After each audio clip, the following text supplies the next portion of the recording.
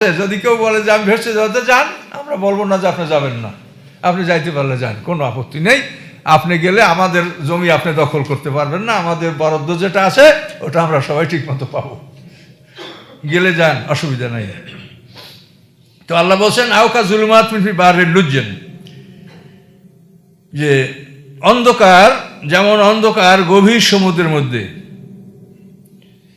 তো এই গভীর সমুদ্রের মধ্যে যে অন্ধকার, এটা হলো মারিয়ানা ট্রান্স, আমরা আগে বলতাম মিন্ডানো ট্রান্স। এই মারিয়ানা ট্রান্স বা মিন্ডানো ট্রান্স, এখানে সমুদ্রের সবচাইতে বেশি গভীরতম স্থান, 35,400 ফিট গভীরতা এবং কয়েক মাইল তার পরিধি এবং ব্যাস, এটা মানে গভীরতা তো 35,400 ফিট এবং বেশ কয়েক মাইল নিয়ে একটা বড় একটা মানে ট্রেন্স, একটা মানে গর্তের মতো গভীর জায়গা সমুদ্রের।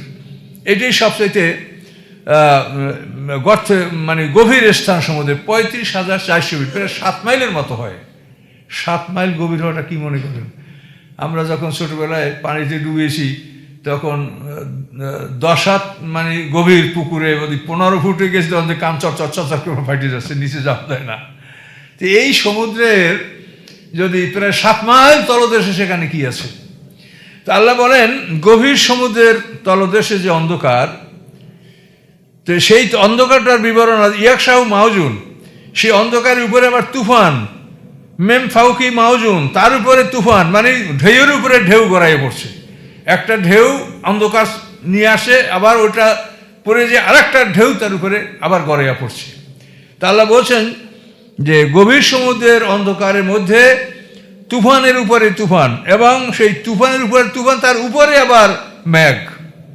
এখন মেঘের কালো ছায়া যদি পানিতে পড়ে, তাহলে এক তো তুফানে একটা ঢেউর পর একটা ঢেউ, তাতে অন্ধকার আসতেছে, আবার উপরে মেঘের ছায়া পানিতে পড়ে আরও অন্ধকার হচ্ছে, এবং এটা সবচেয়ে গভীরতম জায়গা। তাহলে কি অবস্থাটা হচ্ছে এখন বলেন, অন্ধকারের অবস্থাটা কি দেখেন। জুলুমাতুন বাউজুহা ফাওকা বাজ, অন্ধকার একের উপরে এক, মানে এক স্তর অন্ধকারের উপরে আর এক স্তর অন্ধকার, অন্ধকারের উপর অন্ধকার।